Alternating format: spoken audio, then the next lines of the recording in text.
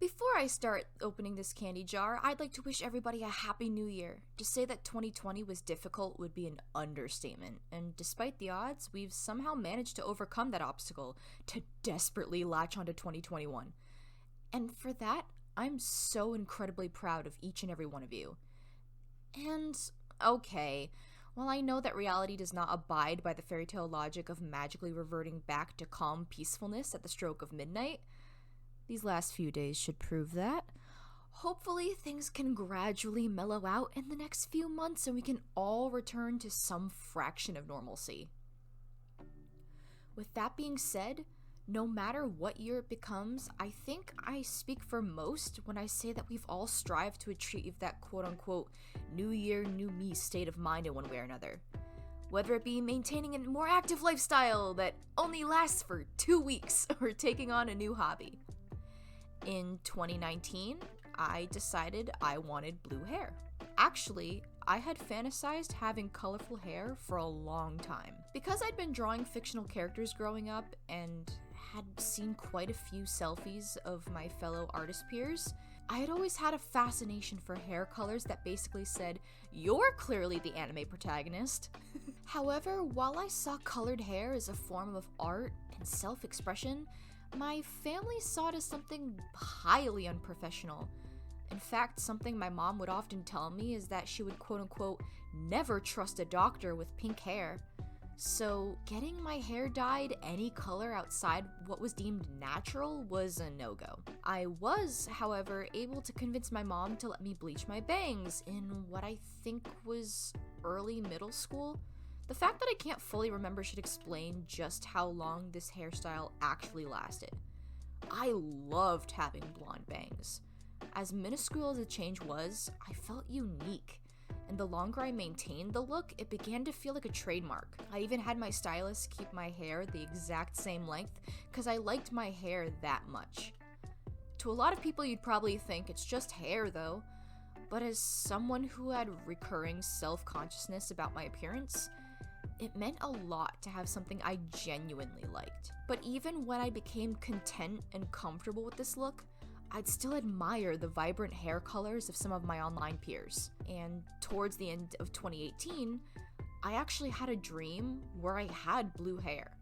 A dream that fascinated me so much that I ended up drawing it soon after. From then on, it became a half-serious joke within my friend group that it was a sign that I should get my hair dyed, and that because I was preparing to move out of my family's house in April, that I should do it in celebration. And as 2018 came to an end, I decided, fuck it, I've had this hairstyle long enough. Now, that isn't to say I wasn't anxious about it.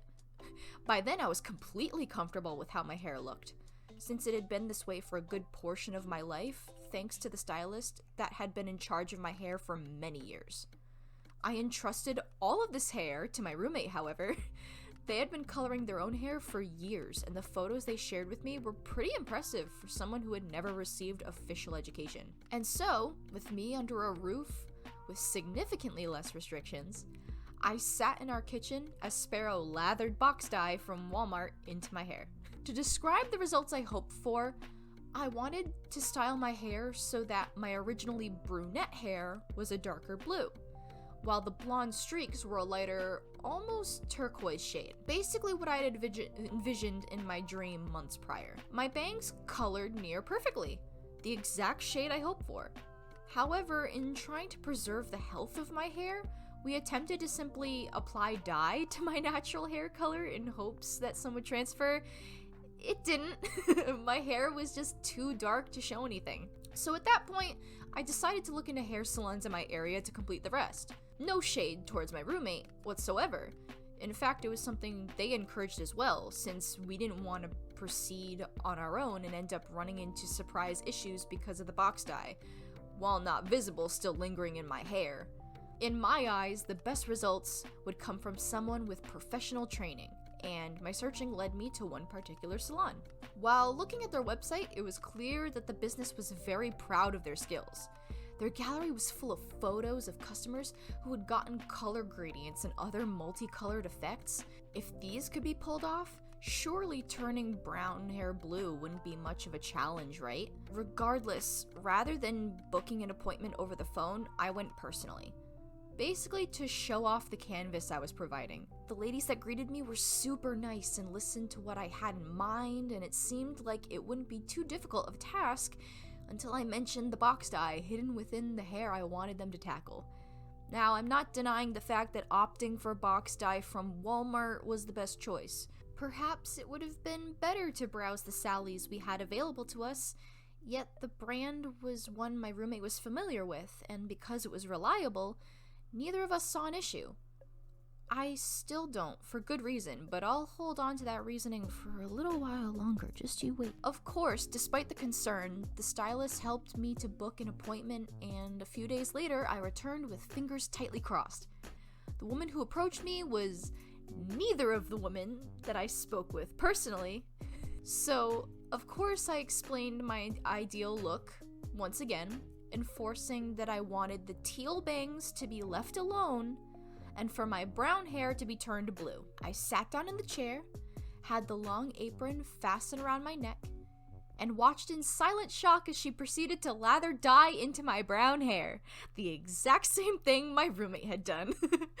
She goes on to explain that she doesn't want to try lightening my hair in case the box dye reacts poorly, the obstacle that led me to seek professional help in the first place. This time I was in the hands of a professional, with professional product.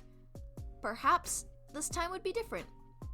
Right? That mentality lasted all about 30 seconds before I watched her blue dye-coated gloved hands gently stroke at my teal bangs.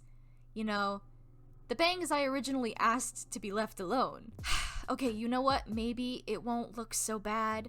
The bangs will just be more on the blue side, no big deal. Throughout the time I waited for the dye to sit, I made awkward small talk with employees, seeking reassurance that I was just nervous about being in an unfamiliar salon. I asked what their favorite projects were, what the most challenging ones were, etc.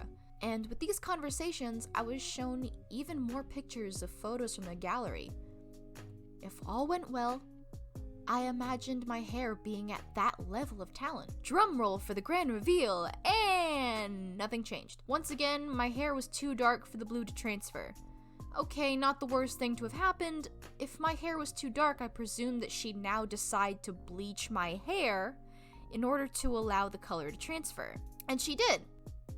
By only a few shades. Apparently to only lighten it just enough so that the color would show. But here's where everything went to complete shit. See, my natural hair color is brunette, sure, but looking into the genes I acquired, my mom's hair has been a special case. It's not so clear to see now because she regularly gets her hair done herself, but when she was younger, she sported a darker shade of strawberry blonde. As a result, my hair color contains natural highlights of red. A cool effect to see when it's reflecting light, but not so cool to see when my hair's been lightened by only a few shades and becomes a horrid brassy orange. Now class, what color do you get when you mix orange and blue? Not blue, that's for sure. I already knew that things had not gone according to her plan when her tone was, to put it lightly, not too confident in what she had just done. And it only took a glance for me to see the result. My hair was green. Not blue. Not even a dark shade of turquoise that I could have come to appreciate. It was pine tree, forest moss, murky sewer water, green! A green that not even multiple stylists washing my hair with blue dye-infused shampoo could salvage. Meanwhile, my once aquamarine bangs were now a bold azure. Needless to say, I was broken-hearted. My hair went from being my pride to being a nightmare in a handful of hours.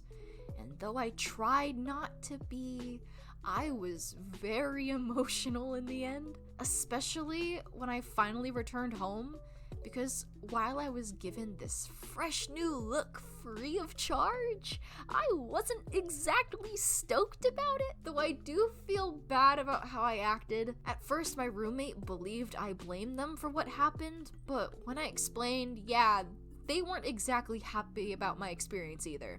To keep my hair as healthy as possible, I had to keep this look for a while until I could even think about fixing it. And at the time, I was working at a McDonald's, so my swamp witch hair would have to be shown in public. My manager, who had known that I was planning this from the beginning, was not only very sympathetic, but also surprised that I had gone to that particular salon. She went on to tell me that this was the salon she personally went to, and that they normally did very well.